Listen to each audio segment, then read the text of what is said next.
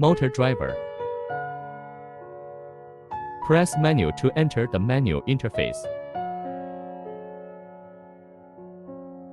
Select the motor drive. Place the fiber.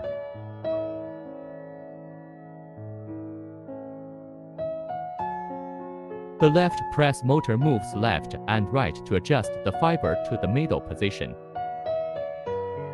The right press motor moves left and right to adjust the fiber to the middle position.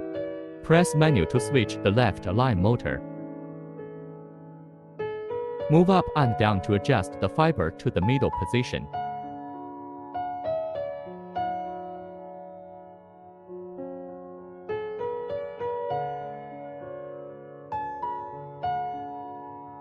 Shut down and restart.